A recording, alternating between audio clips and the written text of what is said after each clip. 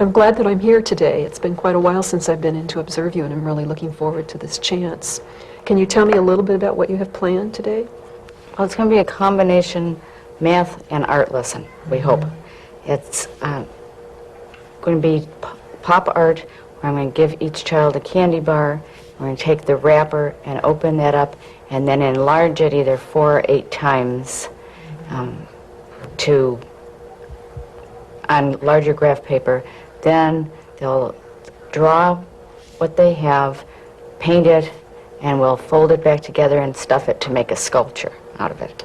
Oh, so basically what they're going to be doing is they're going to be taking a candy wrapper, and with the candy wrapper they're going to, what would be the first step that they would need to do?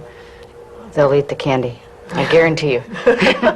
Okay, so the kids will eat the candy, and then the first step with the candy wrapper will be? They're going to paste the candy wrapper onto 1/4-inch graph paper.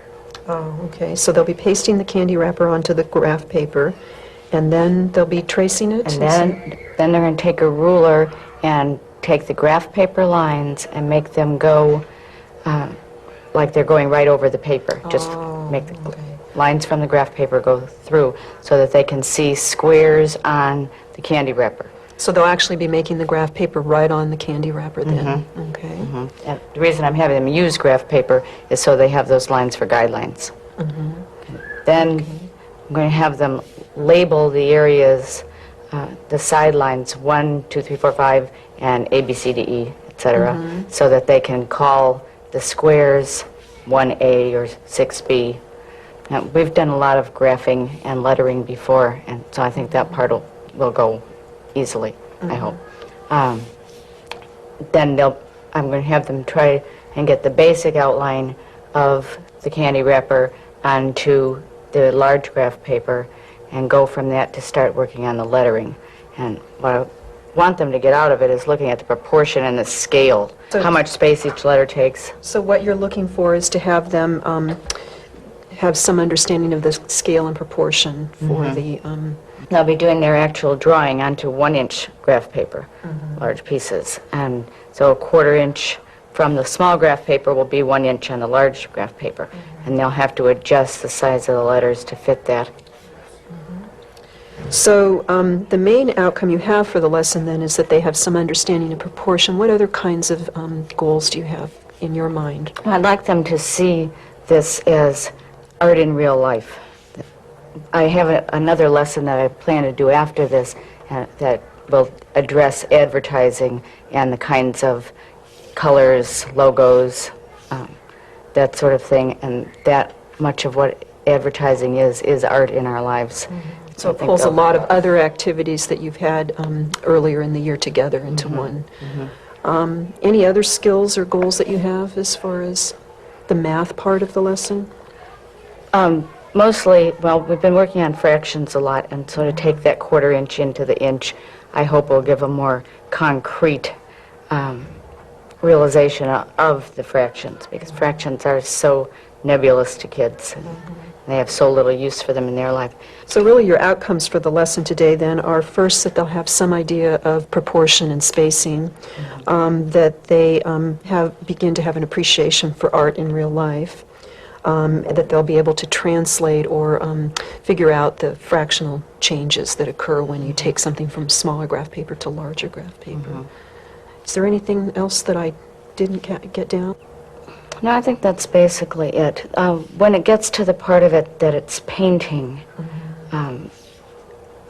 which will be, I figure this is going to take 3 lessons, 3 periods of art to do this. The first one will be just transferring it, and that may not even finish it in period. I think that's going to take the most time. Then they'll paint it, and then the next lesson we'll stuff them and fold them and put them together. So actually today what I'll be seeing then is you teaching them how to do the activity, and then I'll be seeing them begin to start to do it. And you don't anticipate that they'll even finish that part today then? I would really doubt it. I'd be real surprised, because it takes a lot of small motor coordination to do this. And I'm going to offer the option of doing it 8 times to the kids that are good at that sort of thing and would like to do it. But for some of them who can hardly make a pencil stay on a line, just getting the 1-inch squares is going to be real tough. So that some... And I will present that way, that this can be a real difficult lesson. So some students will be allowed to enlarge it even larger, is that what? Some can do it 4 and some 8, but I suspect most will go with 4, just because it's easier. Yeah, I'd be surprised if they... I don't know, it's hard to tell. I have some real creative kids that might be willing to take that much of a risk. We'll just have to see how it goes. What kinds of measures of success will you be looking for in the students as you're working with them? For today's lesson, it will be first that they can actually transfer the shape onto the large graph paper of just the outline of the whole shape of the candy wrapper. And then being able to transfer squares with the letters on and get enough success that they feel like they can do it. It's going to be nervous-making for some kids, using that pencil. In fact, one of the things I'm doing today is passing out new erasers. I know that'll be part of it. So you're giving out new erasers just to kind of alleviate some of the frustration I know that they're some gonna have to yeah, erase. they'll need to erase. So what you'll be looking for then is whether they can actually do the steps that you will have demonstrated. Okay, can you tell me a little bit about what you'd like me to look for today while I'm in your room? I'd like you to look for clarity in my directions. Are they logical? Is the sequence good? So, Do the kids seem to understand? so what you want me to pay attention to is the clarity of your directions. You're interested in the sequencing? They seem to be in a logical order. Are the children able to figure out what I want them to do? Is the pacing correct? So when you give your directions, you're going to be paying attention then to whether they're sequenced and in a logical order, whether the children are understanding the directions. Is there anything else that you pay attention to as you monitor the directions you give? Well, this is a lesson that I've never taught, and that always means that I'm not sure how it's going to go. It's one that I wanted to do because it has a lot of things for both math and art and puts it together. So the risk is going to be that I don't know how fast to move. And I try to watch them to signal me. But of course, with 30 bodies, they're all at different places at different times. So I want the pacing to be hitting the middle and not leaving behind the people who are frustrated. This could be a frustrating lesson for some, especially with those with small motor coordination problems. So it sounds like what you look for when you make a decision about pacing is that the critical mass of students are with you, and that you're not leaving anybody behind when you're actually presenting the lesson. How would you want me to pay attention to that? Would you want me to monitor student behavior? Right. Or? I'd like you to watch them more than me at that point, in fact, to see if they look like they're following me, to see if they're on task. Are they able to do what I'm asking them to do, or is it, did I make a bad decision even choosing this lesson? Is it too hard? Yeah. I think it's okay. I think they've had enough with lettering and graphing that they'll be able to do it, but this is a new step. It's looking for the proportion, looking for the part of the square to draw in. So I'm not sure how that part will go. Okay. So what I'm going to be doing then is paying attention to the actual directions you give, but more to how the students respond to those directions as a check for you about whether they were clear and in a logical order. And then I'll also be monitoring student behavior to determine if your pacing seems to be appropriate. Is there anything else that you want me to pay attention to? I like to watch my body language, especially while I'm responding to people that seem to be frustrated or people that aren't interested. Am I alleviating their frustrations or adding to them? Okay, so the body language in response to the students that are having trouble, Right. it would be your body language. And you had described it as, are you helping them or adding to the frustration? So again, I would be looking at the student's response to your intervention. For the most part. But at that time, I would also like you to watch me. At this time of the year, I'm sure I've set responses to people based on previous behavior. So, Okay, so I would be observing your body language also. Okay, I think I have a good idea of what you want me to look for today, and I'll be in around 10:25. That's the time we agreed on. okay. Okay, I'm looking forward to that. That'll be fun. I hope so. I'll see you Thanks. then. Okay. Okay. It's going to be math art. I did that before for a different time. I don't think you've ever done this before. Okay, this is a lesson that I haven't ever taught before. I haven't ever seen it before. What I saw that gave me the idea that I wanted to do this was a finished product from something similar to this that had been done by some junior high students at Holmes. And have you ever heard of pop art? Pop art? Anybody know what it is? Popcorn? What's pop art? Well, there's lots of different kinds. Go ahead, Maggie. Sort of like when the paint's out at you, sort of. I mean, like... Oh, like popping out? Yeah. No, not exactly, though. Sometimes it can in this. Sort of like New Wave with lots of bright colors and little Gilliam-Bobber squiggles and stuff. Okay. It is lots of bright colors. The ones with the squiggles and all, I don't think really fit into pop art. Usually pop art has things from real life made into art. There's an artist here in Davis that is very famous for his pop art. Have you heard of Wayne Thiebaud? He teaches at the university. Have you seen his work, Heather? My little brother sent a picture to him and he wrote back. Oh, really? Why did he send a picture? Because my little brother likes to draw and it looks kind of like Wayne Thiebaud's work. Do you know what kind of things he does? Food. One of his most famous paintings is a picture of a lemon meringue pie, just a piece of lemon meringue pie. And he's done a lot of pictures of food and makes them look like you just died to eat this ice cream sundae.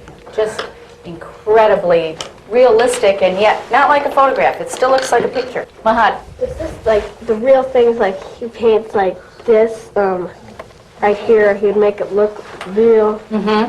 With it or just paint. Tell me that. Ask me Well, that he again. used this or paint it, because the way it sounded, like, did he use the lemon meringue pie? No, he painted it. He painted it. He painted it. And he's painted a lot of these things. And he is right from here in Davis. What we're going to do today is the kind of pop art that you see a lot. And this is the first of two projects we're going to do with this. I have for each of you a candy bar. And the candy bar is part of what we're going to be doing. I have several different kinds. I'm just going to pass them out randomly. You can trade with your friends if you don't like what kind you got, either to eat or, let me tell you what the project is about. What we're going to be doing with this is creating a pop art sculpture.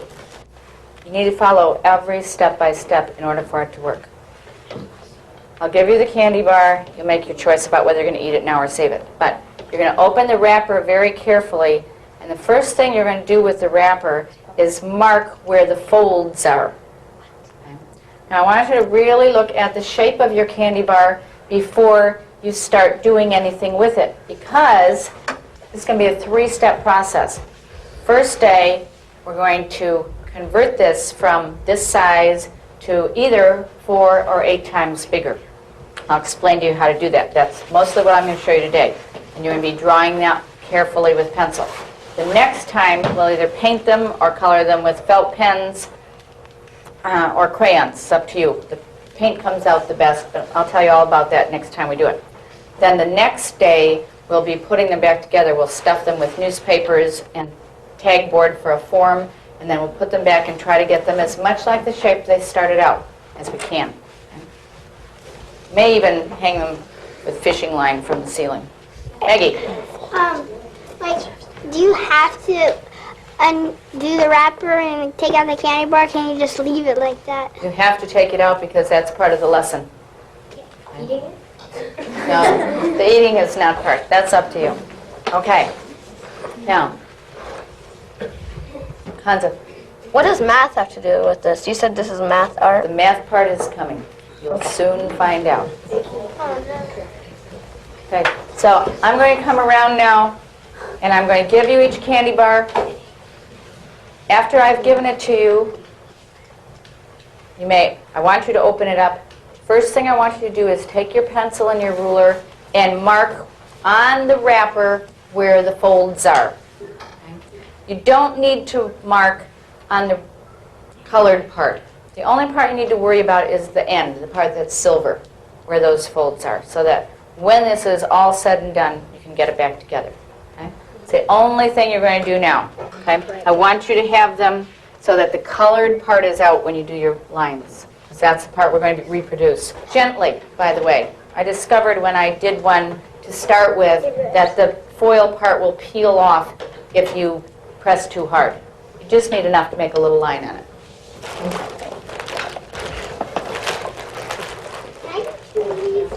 Yeah. I knew somebody'd ask that, no?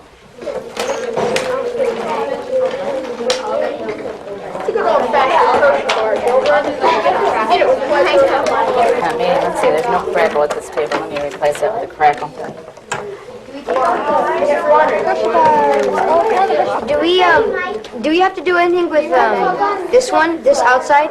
Yes, that's the part you need, is the outside. No, not the It's silver all in part. one piece now. These aren't the slide-out kind. They've changed them. What? Okay? That was a surprise to me when I bought these. You know how they've always had a little fold-on wrapper and then the tin foil part? They're getting cheaper. Okay, now they are all in one piece. So open it carefully. They're getting stingy. Go ahead and eat it if you want to. If anybody has any big urge to have a different one than what they've got, let me know. Trade for this one because I don't know, I don't think there are any more special darks, Hansa. should we Oh yeah, here's one. This won't mark. This won't mark, Mrs. Bonner. It won't. Yes, it will. No, it won't. It will? I know it will, I did it. Well, we're doing it. It's not Mahad? What? I didn't on the outside of these. Mark just where they folded it. Just where these folds are on the silver part. Where? Here? Just on, yes, you're going to need that to be able to fold it back together eventually. Okay? You're only going to mark on the silver part. Eventually. Mrs. Bonner, just peeled. Carefully. You won't remember by the time we finish, trust me. You mark it before or after?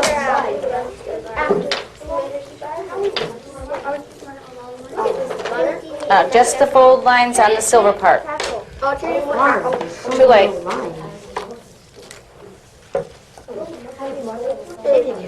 Just with your pencil, just mark along the lines, just enough so that you can see it later.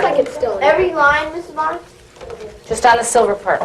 There's like a 700 trillion. Not on the dark part? Okay, I want to move along. Next thing you need to do, Jamie, I need you to listen. Don't do this until I finish telling you exactly how to do it. Okay? The next thing you're going to be doing is gluing your wrapper onto your piece of graph paper. Now your life will be a lot simpler with this if you are careful when you do the gluing. It does not take much gluing. Mo, will you wait till I finish, please? Does not take much glue to do it. All you need to do is have it bond onto the paper. But where you put it is important. I want you to put it so that the corner, the upper left-hand corner of your candy wrapper is at the upper left-hand corner of one of the squares on the graph paper. So it just fits right along. So there's a line along the top of your candy wrapper, line of graph paper on the top, and a line of graph paper on the left. And so if I had, like this diagram I have here, I would paste the candy wrapper on so that it would be right there, and right there. It's bigger than the number of things that I wrote on here. Okay? Chris, Should it be on the side with the holes or out the side? doesn't matter. Okay. So the next thing to do is glue that on. Don't put too much glue on. Don't get it all over the place. Just make sure the top line of your candy wrapper is by the top line. You're going to glue it right there? Yeah, that's fine. Doesn't take very much glue. Very nice. Got it. Don't do it anything yet till I'm sure everybody's with me.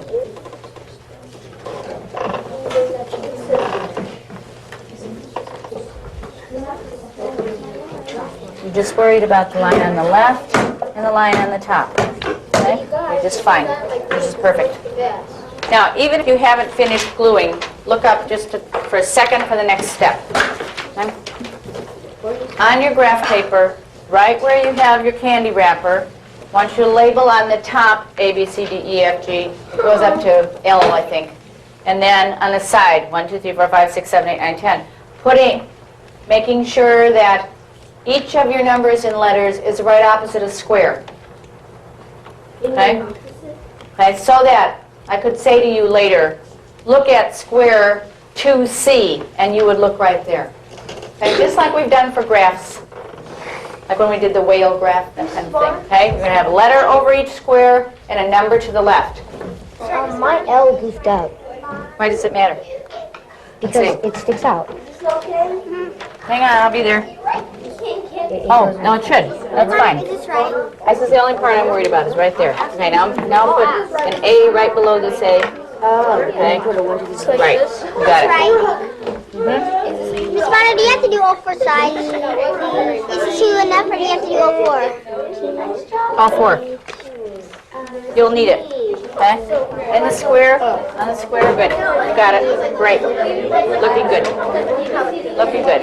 Okay, you need to do, this is fine, but you need to do also the bottom and the other side. Okay? Just have the letters exactly opposite the ones that are on the top. A, C, D, and 1, 2, 3, 4.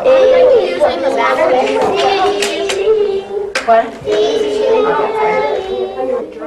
Okay, next. I need you to listen even if you haven't finished numbering. Pencils down, eyes up. The next part of this you have to do very, very carefully.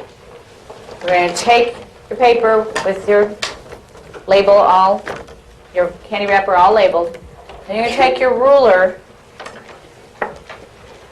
line it up with the lines that are on your graph paper. You're going to draw a line down from every line and a line across from every line. Essentially, what you're going to be doing is making the lines like you have underneath. Okay, so the lines that are on the top and bottom are going to guide you to make each of the lines there. You're going to be making little boxes on top of your candy wrapper. That's the next thing to do when you get started doing that. I'll bring this example around so you can take a look in case you're confused. You want it to go in both directions so you end up with a grid on there.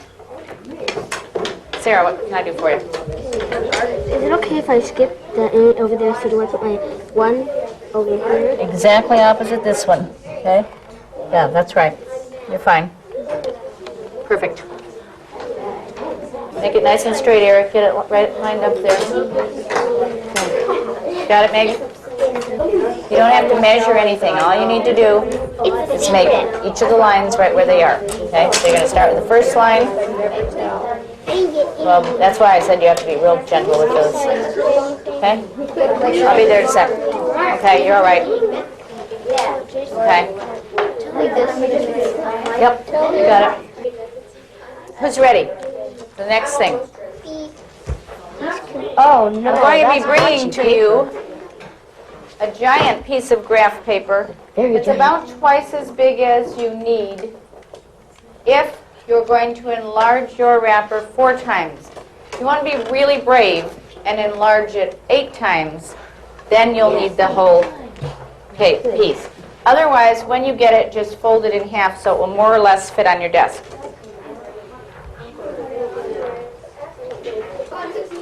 No, I'm sorry. You ready? I want to see your exciting talent now. Okay. That's wonderful. You ready?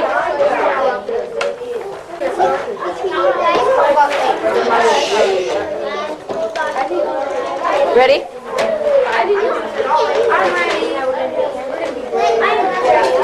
Okay.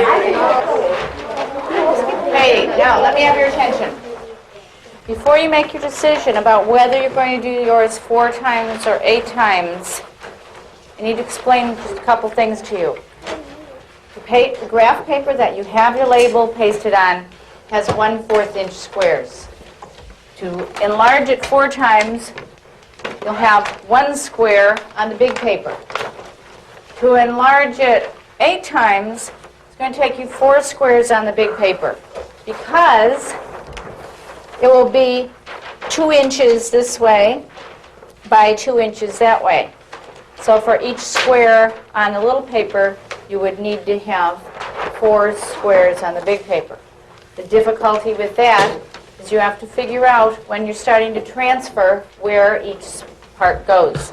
If you want to do that, I'll explain that after I get the other people started. I'm going to assume that most of you are going to want to do it on the 1-inch squares. Okay?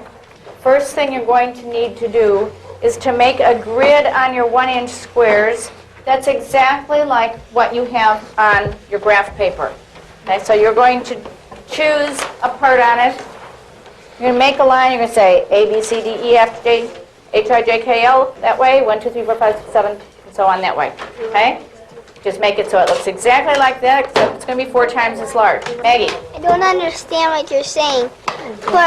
Before, shut up.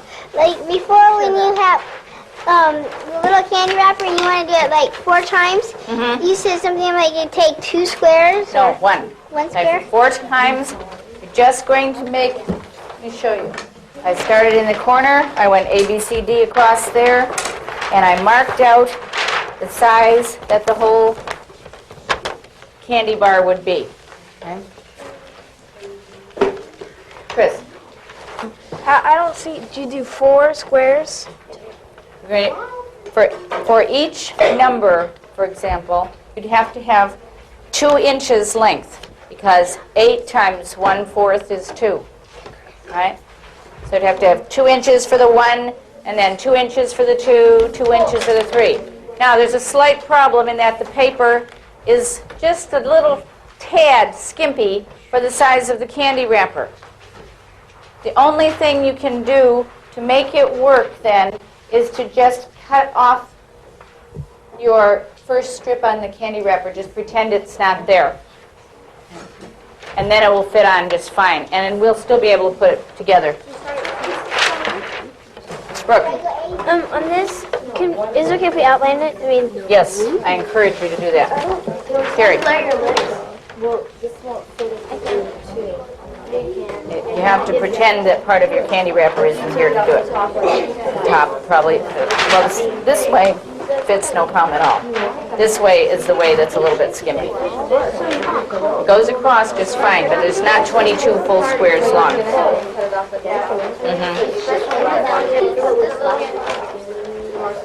No, that's not a problem. The width is no problem at all. It's only the height that's a problem. Hansa, I recommend for you that you do it in 1-inch squares. It will be much less confusing for you. Chris, you've got to have those. Oh, I see what you did. You're fine. Should I do the 1-inch? Yes. I'm confused right now. Okay, would you put your rulers and pencils down and give me your attention for this part? Now comes the hard part. Okay. This is the part that's really going to strain your brain. We're going to be transferring what is on your candy wrapper onto this giant paper.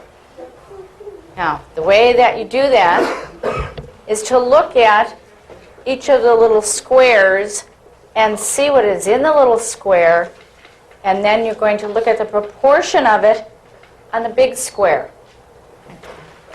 For example, when I looked at my little candy wrapper to start it, the first thing I did was outline where the end of the orange part was, because that was easy. So I looked at the right-hand line and I said, that right-hand line is about 1/3 of the way in the I square to the right-hand side. Feels it's orange 2/3 of the way, but about 1/3 of the way it isn't.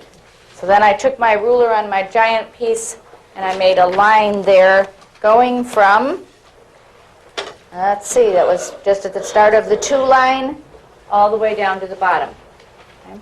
Then I went across. Okay, this was right at the 2 line, worked out very tidily. But it went from 1/3 of the way into the D square over to the I square. See how that went? That part's not too hard. The hard part is when you get into the lettering. Okay. Now, I recommend for the lettering that you start with whatever letters look easy to you. On the one that I did, I started with this little square here that I would call 6G that had IAL. The reason I started with that one, Jimmy, the reason I started with that one is because the I was right on the line and part of the L was right on the line. Okay. Look at your wrapper and see where do you think is an easy part, and start there. Now I gave you these brand new erasers for a reason. You may find out that some of those need to be rearranged as you're putting them on. Hang on a minute, I'll be there. Okay? So choose some square. You don't have to do this in any order. That's one of the things that's going to be fun about it. You don't have to say, okay, I started at 1A and now I'm doing 1B and 1C and so on. You can just choose whatever squares you want to work on. Okay? You might want to use your ruler to do the edges of letters. You probably don't need to. Probably you can do them by hand. Okay, questions? Ma'am? Wouldn't it be easier if we folded it up first and then put the lettering in? Could if you wanted to. I can't see any reason why not. Okay. Hansa? My thing won't fit. I tried today. It won't fit. 8 times and it won't fit. It won't. See? Like the J as far as I could go. Oh, that's because you turned the paper that way. Yeah, but it it only wouldn't fits work the the other other way. It doesn't quite fit. That's what I was explaining. Because it's 1 square short. It's not 22 squares wide. That's one of the, I recommend to you that you do the 1 inch because otherwise, yeah, it has to be easy for you to visualize it to do the 2 inch. And I think you're having a hard time with visualizing it. With how you need to adjust this in order to fit it onto the 2 inches. But the paper is not big enough. So then you have to make the adjustments because there isn't any bigger paper. So you say, okay, I'm not going to do this line at all because it won't all fit. Because you need 22 spaces for it all to fit. Okay. Sarah? Okay, now I've got my thing out here. I say this because now I want to know if what we do, how high do you want the letter in? Okay. You're going to look at, say, let's take this square right here. Square D5, okay? And in D5, the H is a little bit higher than the D5, isn't it? But where does it start on D5? Okay? So that's where you'll start. So you'll look at D5, and you're going to start that letter right there, because that's right on the line. Okay? Then you look at this part of it. You've got it. Absolutely. Okay, let me have your attention, please. I think, Rick, I think you all have the idea. However, it's just about time for us to go to lunch. So we're going to have to stop. First thing I need you to do now is put your name on both pieces of graph paper. Don't do anything else until you've done that. Somewhere that's not in the middle of where your design is going to be. Okay? Stick your name on it so I can see it.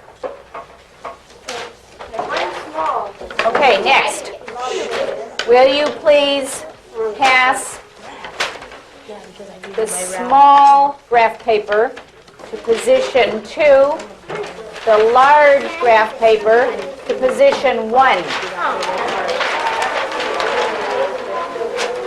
As soon as you have put the paper there, will you go sit down? Like I told you at the beginning, we've only begun step 1 of this lesson. Okay? You've got your grid all set up now. You're ready to go on the drawing part. So that'll be the next step we do. After you finish the drawing part, Mark, would you sit down and pay attention, please? After you finish the drawing part and you have it so that you're satisfied with it, that's when you'll paint it or do it in felt pens. And then after that is when we'll put it together. Okay, that'll be 3 separate times. I think we'll do the drawing on, or continue the drawing on Thursday. Tomorrow's the art fair. Okay, any questions? Okay, good. Would you put your rulers and your glue away, please?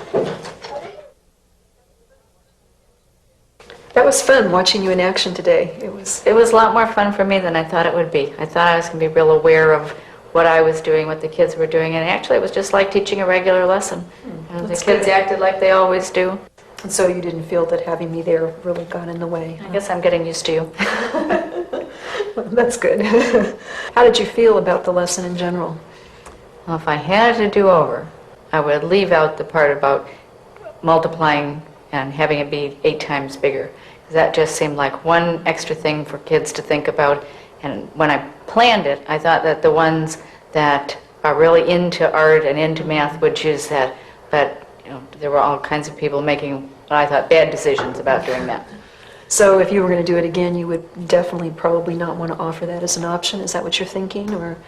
Just, that's my instant reaction. I don't know when I think it through later whether maybe I was trying to do too much in one day, and I still haven't quite come to terms with that. When you planned the lesson in your head, how did you anticipate, did you just anticipate maybe a couple of kids wanting to do it that way?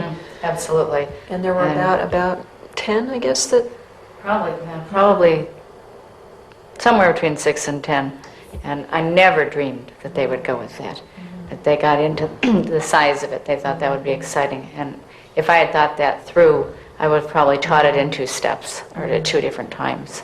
Because I have a feeling that they're going to get into frustrations as they try to transfer and enlarge and find the proportion of the size of the letters. I have a feeling it's going to be real tough for some of those that made that choice. I remember there was one boy in particular, the one with the yellow T-shirt on, and he, I could tell from the way you were interacting with him that he was one who you felt had made a bad decision. Can you think back to that instance when you were talking to him? Well, that was one of the things that I remembered from the lesson that I wanted to talk to you about afterwards, is what was your opinion of how I handled that? Hansa. My thing won't fit. I tried today, and it won't fit. 8 times, and it won't fit. I thought I tried to be real clear with him at the beginning that I thought that was a bad choice, but then when I went back to him, I was really firm with him. It doesn't quite fit, that's what I was explaining, because it's 1 square short. I wondered if I was really pushing him too much. Was I helping him or frustrating him? I recommend that you do the 1 inch, because otherwise, yeah, it has to be easy for you to visualize it to do the 2 inch. And I think you're having a hard time with visualizing it. And that was at the point when you were telling him for the second time that he should perhaps do it a different way. What did you think? Did you feel like you were frustrating him, or? Perhaps. And I think I based what I said on the many other times that we've had the same kind of situation. And he doesn't bail himself out of those, and he becomes very argumentative, and he can just go on and on and on. And I felt like he would never finish this project if I didn't say, I strongly recommend that you go here.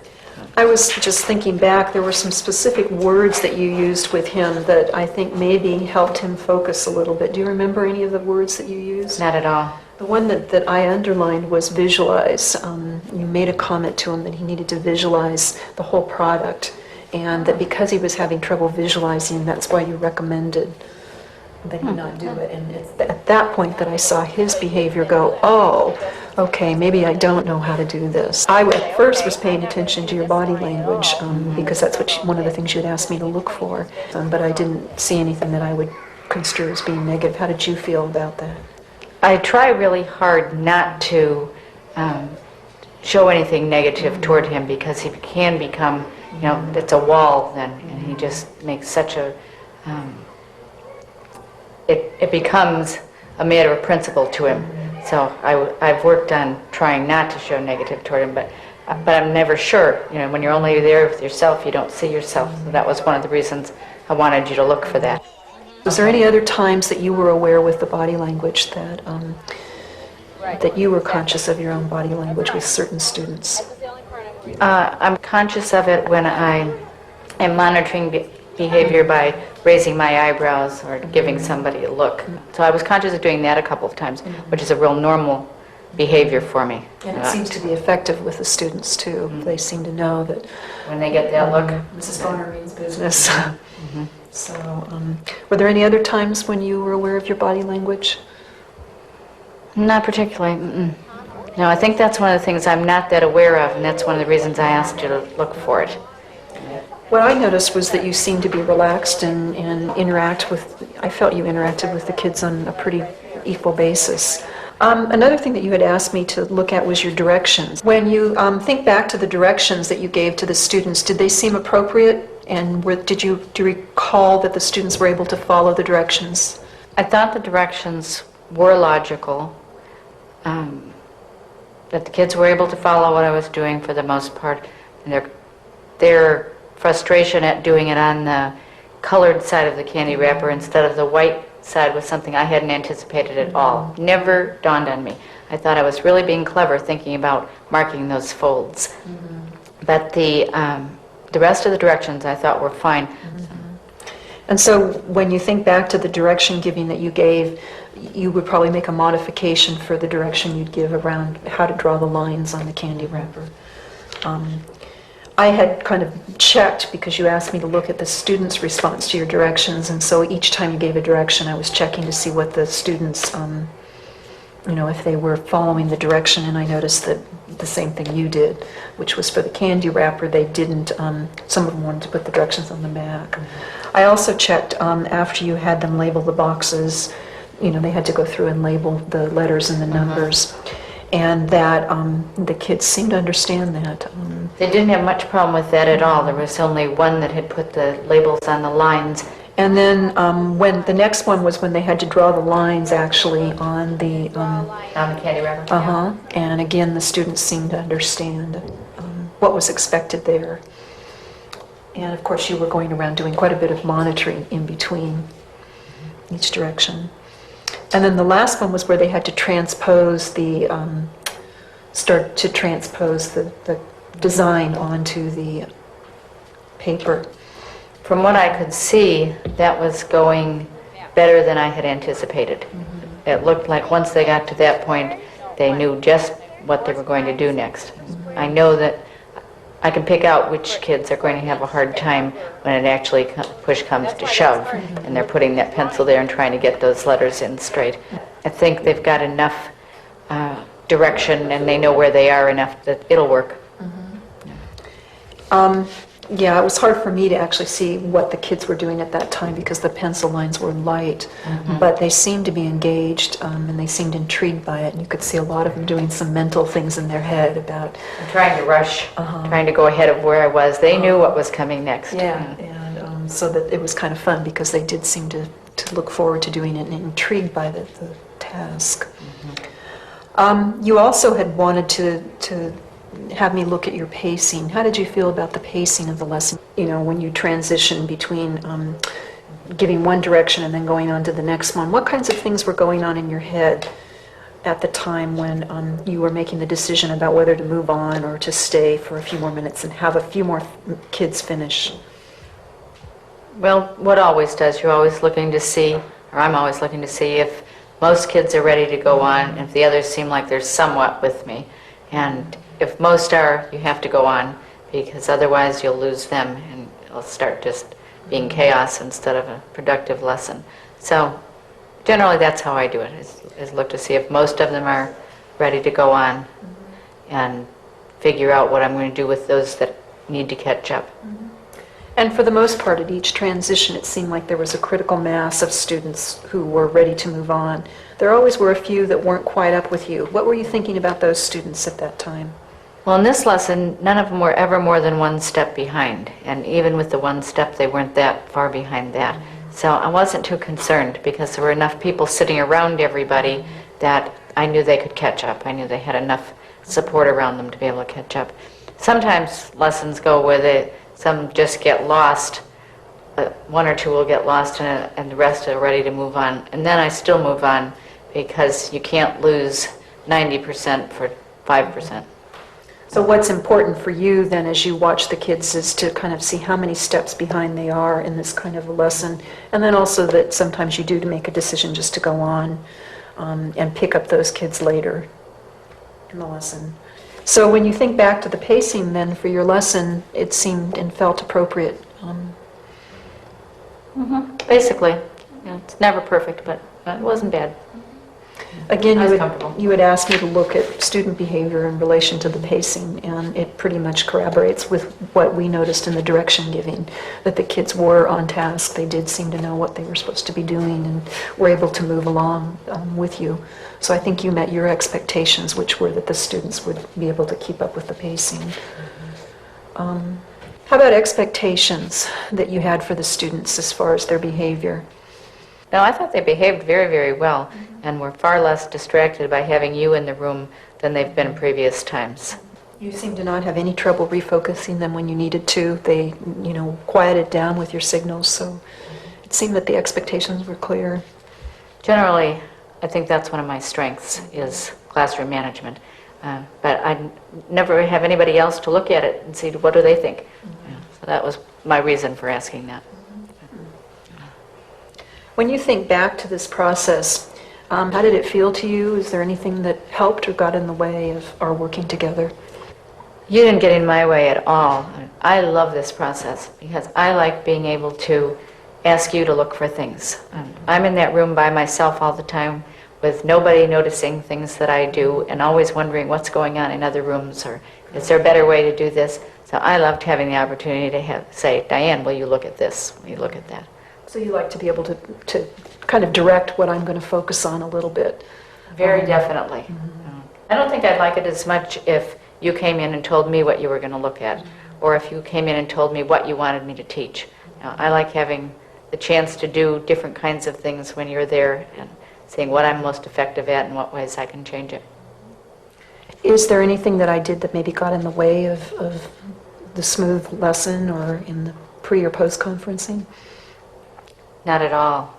At first, when the children would focus on you instead of the lesson, that was distracting, but now that they're used to the sight of you, that I love the process. To me, it's a treat. I look forward to it. Okay. Well, I enjoyed being in there today, and I always, cherish a chance to share a little bit about teaching. And so I'll be giving you some written feedback, just kind of reviewing our post-conference in a couple of days when I get it written up, kind of to refresh your memory about what we've talked about. Thank you. It's been a pleasure for me. Okay.